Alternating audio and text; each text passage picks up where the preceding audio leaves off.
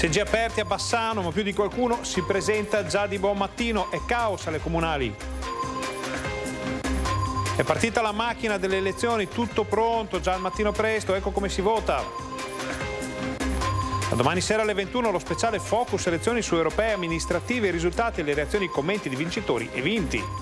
Sono 52 le frane attive sulle colline di Marostica, le ruspe sono in azione, situazione drammatica. Borseggiatrice in trasferta dalla Lombardia scoperta e arrestata a Bassano, era già stata condannata. Si perde fra Marcesina e Ortigara, escursionista recuperato dal soccorso alpino in altopiano. L'olio della Pedemontana si fa bello a Pove del Grappa, premiati i produttori dell'oro verde. Lanciavano sassi contro treni e vetrate, nei guai 10 giovanissimi pizzicati dalla polizia locale.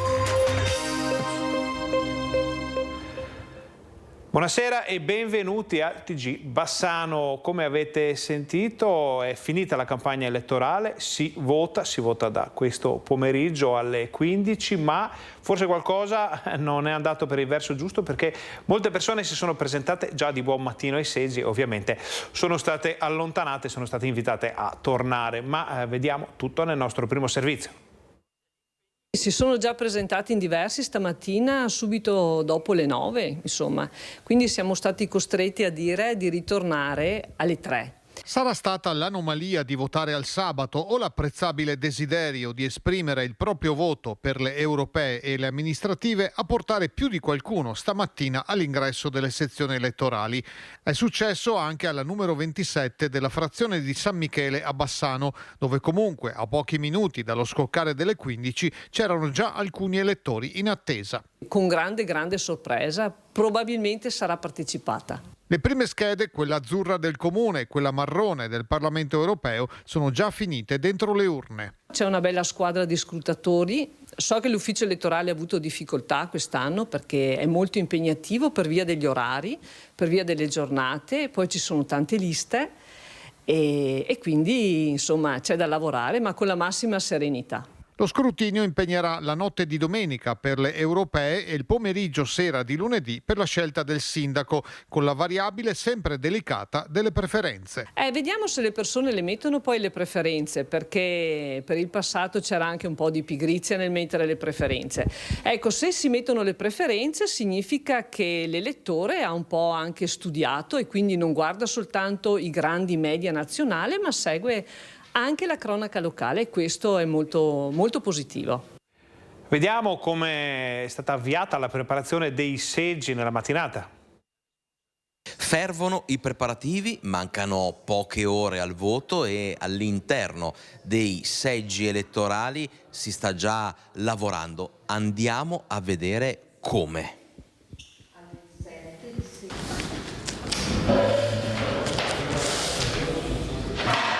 Vediamo che si sta lavorando già dalle prime ore di questa mattina. Che cosa state facendo adesso? Stiamo predisponendo le schede, quindi le stiamo timbrando e le stiamo firmando in modo tale che siano pronte per darle alle persone che vengono a votare. Le persone che vengono a votare devono ricordarsi di portare il certificato elettorale che deve avere un posto libero, perché se non ha un posto libero devono tornare in comune e farsi rifare il certificato elettorale, perché non può essere accettato se tutti quanti i timbri sono già stati utilizzati. Devono poi avere la carta d'identità. Questa è la scheda elettorale del Parlamento europeo. Si vota segnando con una X con una qualsiasi lista, quella prescelta, una sola, mi raccomando, e segnando 3 nominativi che di genere devono essere o 2 maschi e una femmina o 2 femmine e un maschio. Non possono essere 3 dello stesso genere. Per quanto riguarda le amministrative c'è qualche accortezza in più perché si elegge direttamente il sindaco, quindi nel momento in cui io vado a identificare il sindaco, qualsiasi esso sia, chiaramente non va direttamente il voto alla lista, mentre l'opposto vale, cioè se io voto direttamente la lista, il voto va al candidato sindaco della stessa, che fa partecipe della stessa lista. Quindi in questo caso ricordiamoci che è importante segnare la lista con una crocetta, una sola lista, e poi segnare direttamente i nomi che possono essere un maschio e una femmina, non possono essere 2 maschi o 2 femmine. Di particolare per quanto riguarda le comunali c'è il voto disgiunto, cioè io posso anche segnare il nome di un sindaco, qualsiasi esso sia, e il nome di una lista diversa. Lo spoglio inizierà direttamente dopo le 23 di domani sera per quanto riguarda le europee e invece inizierà alle 14 di lunedì per quanto riguarda le comunali, quindi probabilmente durante la nottata si avranno i risultati di quelli che sono le europee, mentre la sera del lunedì si avranno i risultati di quelli che sono le comunali. Fino a che ora si lavora domenica notte? Dipende, si potrà anche lavorare fino alle 2, 3, insomma 4, poi dipende sempre se ci sono problematiche, perché se ti sfugge una scheda è sempre un grosso problema. E come sempre noi ci saremo con le nostre dirette. Bassano del Grappa al voto, decine di comuni e centinaia di migliaia di cittadini al voto e urne aperte anche per l'Europa. E come sempre Rete Veneta sarà in diretta in edizione straordinaria per raccontare ogni dettaglio di questo appuntamento. Si parte domenica alle 21 con una puntata di Focus dedicata alle elezioni, nella quale il direttore Luigi Baccialli avrà ospiti esponenti delle varie forze politiche per approfondire tutti i temi legati al voto a partire dalle europee. Lunedì mattina l'edizione straordinaria scatterà alle 8 sempre con il direttore Baccialli, ospiti in studio e in collegamento per commentare i risultati del voto in Europa. Si passerà poi allo spoglio in diretta delle comunali con un occhio di riguardo per l'esito delle amministrative di Bassano, collegamenti dalle sedi di vari candidati e dai comuni del Bassanese, del Vicentino, dell'Altopiano e della Pedemontana per scoprire in diretta i sindaci eletti e i risultati dei seggi. L'edizione straordinaria proseguirà fino a notte per informare i cittadini dell'esito dello spoglio nel modo più accurato possibile. Un'altra giornata da vivere assieme su Rete Veneta, ancora una volta in diretta per portare nelle vostre case una tornata elettorale che disegnerà una nuova geografia politica in Veneto e in Europa. Allora, da domani sera in poi tutti i dati, tutte le informazioni, tutti i risultati di questa importantissima tornata elettorale. Nel frattempo a Marostica proseguono i lavori perché sì, ci sono le elezioni ma ci sono anche le frane. Fragile, fragilissimo e ferito. Il territorio collinare di Marostica conta ormai ben 52 frane attive. Le centinaia di millimetri di pioggia caduti nei giorni scorsi hanno pesantemente impregnato e mosso il terreno, abbattuto piante e trascinato a valle pietre e detriti. Le ruspe hanno già iniziato il lavoro di pulizia che servirà ad evitare ulteriori rischi in caso di nuove precipitazioni. Gli interventi proseguiranno in collaborazione tra Comune, Genio Civile, Servizi Forestali Regionali, Protezione Civile. Rimangono chiuse al traffico via Erta, via Boli, via Valeri, via Perozzi Filisedo, mentre via Dani, via Colpi Pivotti è aperta con impianto semaforico. Sono state riaperte via Foggiati, il Sentiero dei Carmini, via Cansignorio con l'accesso pedonale al Castello Superiore dove è aperta una mostra di disegni. La cittadinanza che avesse subito danni causati dal maltempo è invitata a tenere documentazione fotografica, fatture o preventivi. Confermato intanto il Palio della Carrettera e in questo caso le chiusure stradali tra il Castello Superiore e Piazza degli Scacchi riguardano solo lo svolgimento della manifestazione. Resta l'incognita del maltempo in arrivo. Ogni goccia di pioggia in più in questa situazione è un pericolo. Le ruspe e i mezzi rimangono pronti per continuare il lavoro di pulizia della frana che incombe qui su Crosara, ma anche sulle altre 51 che interessano tutto il territorio marosticense. Restiamo nella pagina della cronaca perché una borseggiatrice in trasferta è stata avvistata a Bassano ed è stata arrestata. Il fenomeno del pickpocket, ovvero dei borseggi per strada ai passanti, non riguarda solo Venezia. Anche a Bassano del Grappa le vie e le piazze occupate dalle bancarelle del mercato ogni giovedì e sabato sono diventate teatro di frequenti episodi nelle ultime settimane. Giovedì i poliziotti in borghese hanno notato una donna che si aggirava in zona con fare circospetto, puntando con lo sguardo le borse di varie persone. A suo carico c'era un provvedimento definitivo di arresto emesso dalla Procura di Monza e una condanna ad oltre 6 anni per vari furti commessi in abitazioni private. La donna, una 24enne residente a Busto Arsizio, è stata così condotta in carcere a Verona. I carabinieri di Rosà hanno arrestato un giovane del posto che dovrà scontare una pena di 1 anno, 3 mesi e 8 giorni per furti commessi nel 2016 a Zoppola e a Zano Decimo nel Pordenonese. L'arrestato aveva rubato 3.000 euro dalle slot di una pizzeria e altro denaro in una tabaccheria, ma lui e il suo complice erano stati identificati e in seguito condannati. Saliamo in altopiano per il recupero di un escursionista nella zona fra Marcesi e nell'Ortigara. È stato il soccorso alpino di Asiago ad intervenire per recuperare un escursionista che aveva perso l'orientamento. L'uomo nel pomeriggio di ieri era partito da Malga Fossetta dirigendosi verso i Castelloni di San Marco. Sulla via del rientro era però finito in cima al colle Lagosin e non sapeva più in che direzione muoversi. All'escursionista, che era riuscito ad inviare una foto della cartellonistica del CAI davanti a lui, è stato chiesto di non spostarsi dal punto in cui si trovava. Una squadra di soccorritori lo ha quindi raggiunto e riaccompagnato alla macchina. Il consiglio è di dotarsi sempre di una cartina topografica con le indicazioni della rete dei sentieri e di informare sempre i propri familiari della meta che si intende raggiungere. Torniamo a parlare di infortuni, incidenti sul lavoro dopo quello accaduto nell'Alta Padovana, che ha coinvolto anche persone residenti nel Bassanese. I sindacati chiedono più attenzione. Basta, ci indigniamo come sindacato nei confronti di episodi come questi che continuano una triste storia. È perentoria la presa di posizione dei sindacati dopo l'intossicazione di 4 lavoratori alla SMV di Galliera Veneta. L'incidente di lunedì pomeriggio ne rievoca altri. La memoria va subito a un incidente analogo accaduto poco tempo fa a Palermo, ma se ne sono succeduti molti altri in varie zone d'Italia simili a questo. Innanzitutto noi chiediamo da un pezzo l'aumento delle risorse che vadano innanzitutto in formazione. È allucinante pensare che i lavoratori si approccino sempre a questi tipi di lavorazione come nulla fosse accaduto precedentemente da altre parti e accadono sempre gli stessi infortuni. Nella catena della prevenzione entrano le aziende, i loro titolari e gli stessi lavoratori. Noi pensiamo che se ci fosse, per esempio, fra le varie cose, maggiore formazione, probabilmente i lavoratori si approccerebbero a certi tipi di lavorazioni in maniera, come dire, molto più prudente, con i dispositivi adatti ad affrontare certe situazioni, e non saremo qua a commentare fatti del genere. E poi c'è la perenne carenza di ispettori nell'organico degli Spisal.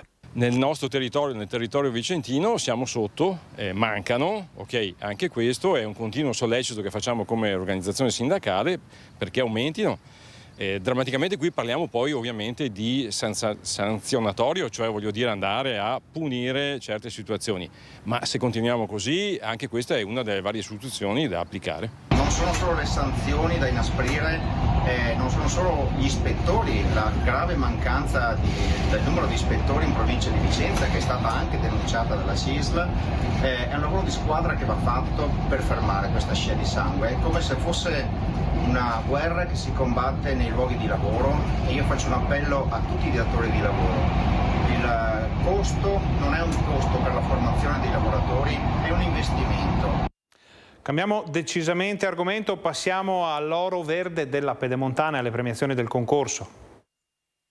È l'oro verde delle colline venete. Dalla vallata dell'Astico a Vittorio Veneto, l'olio della Pedemontana celebra i suoi migliori prodotti. Un centinaio quelli in gara nel concorso promosso dagli agrotecnici vicentini. Direi che è una filiera importantissima perché oltre a produrre dei prodotti di altissima qualità, dati anche quindi dalla grande professionalità degli agricoltori e quindi degli olivicoltori, che danno un grande contributo, sono anche i frantoi che sono all'interno della nostra Pedemontana. I premi non hanno riguardato solo il contenuto, ma anche il contenitore. È stato chiesto semplicemente di dare un giudizio di gradimento, vale a dire da per niente gradito ad estremamente gradito.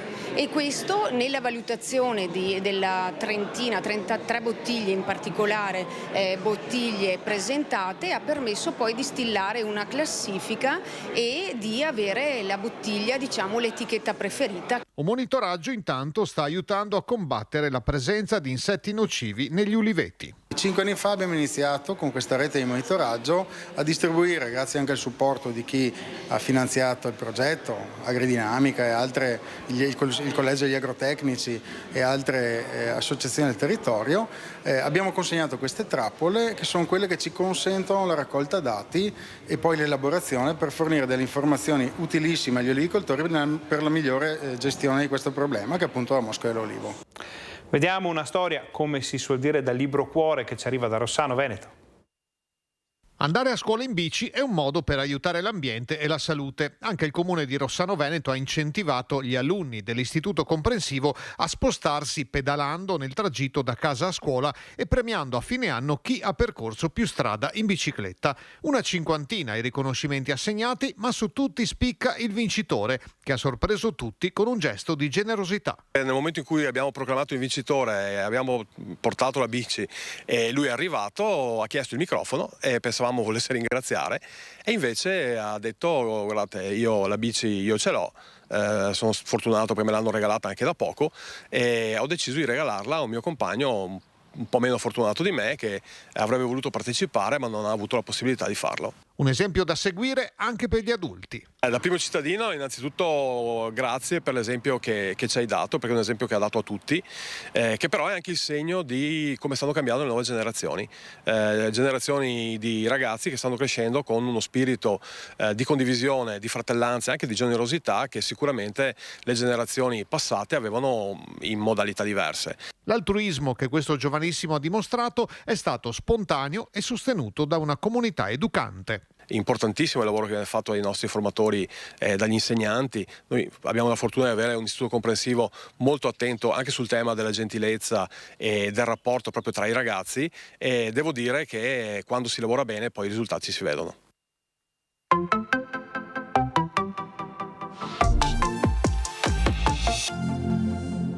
Un pomeriggio passato a lanciare sassi contro i treni e contro le vetrate degli edifici costerà probabilmente caro a un gruppo di giovanissimi. Avevano pensato di festeggiare la fine della scuola lanciando sassi contro i binari del treno e contro i vetri degli uffici delle ex officine meccaniche nell'area San Marco in Borgo Treviso a Cittadella. A fermare il pomeriggio di vandalismi di una banda di adolescenti sono stati gli agenti della polizia locale del distretto PD 1A, che dopo la segnalazione di alcuni residenti sono arrivati sul posto riuscendo a fermare 10 ragazzi, tutti maschi tra i 13 e i 16 anni. I ragazzi sentiti dagli agenti hanno candidamente confessato che stavano giocando, un gioco che poteva avere conseguenze pericolosissime se nel momento del lancio fosse passato un convoglio. Hanno cercato di spiegare loro gli agenti. Al comando in questi giorni sono stati convocati i genitori di ragazzi che per la minore età non risultano imputabili. La banda sarebbe responsabile anche di altri vandalismi, come alcuni imbrattamenti. Per questo nella zona la polizia locale ha intensificato i servizi di controllo. Ci avviciniamo alla festa del Santo, che vedrà naturalmente la storica diretta qui su Rete Veneta, ma c'è molta emozione anche a Padova. Noi siamo partiti da Oriago e siamo arrivati a Padova, sono circa 30 chilometri e questa è la nostra quinta edizione che facciamo. Diamo a tutti i nostri amici pellegrini che vengono, diamo un piccolo ricordo, e questo è anche benedetto dal nostro parroco che questa mattina alle 5:15, Don Cristiano, ci ha dato la benedizione e siamo partiti tutti in compagnia. Ragazzi, sulle mani! Sono partiti all'alba, insieme, carichi di intenzioni e man mano cercando di raccogliere fondi per la Fondazione Insieme per Lorenzo, i pellegrini giunti da Oriago per il 5° anno consecutivo, ma la Basilica del Santo diventa in questi giorni internazionale. Da dove siete? Croazia. Devoti di Sant'Antonio, una preghiera? Sì. Siamo molto contenti e felici che arriviamo a vedere il Sant'Antonio da vicino, così. Gli ha chiesto una preghiera, ha fatto una preghiera? Anche abbiamo pregato, abbiamo pensato una candelina e così che torneremo a casa felici e contenti. Questo pellegrino arriva dalla Slovenia, ma sono tante le lingue che risuonano: il polacco, il francese, il tedesco e l'ungherese, parlate da pellegrini che si affiancano a quanti arrivano da tutto il Veneto e da tutta Italia. Un santo amato, intercessore presso Dio nella richiesta di grazie, consolatore nei momenti di sofferenza, difensore degli oppressi, uomo di pace. La giornata del 13 giugno sarà seguita come sempre in diretta da Rete Veneta e quest'anno anche da TV12. La TV del Friuli è entrata a far parte della famiglia del network Media Nord-Est. dall'alba al tramonto, a partire dalle 5:30 fino alle 22:30. Giovedì prossimo la nostra emittente porterà la festa del Santo nelle vostre case. Potrete partecipare a tutte le sante messe, alla processione lungo le vie di Padova che vi racconteremo in diretta passo passo. Una festa che si potrà seguire anche online attraverso il sito 13giugno.org. Qui potrete inviare una preghiera che sarà stampata e portata dai frati sulla tomba del santo, accendere una candela o fare una donazione per aiutare i più poveri. Dopo di noi alle 21:15 circa il film western Tamburi lontani con Gary Cooper. Questa era l'ultima notizia del nostro telegiornale. Vi ringraziamo per essere stati con noi, vi auguriamo una buona serata e come sempre vi lasciamo al meteo.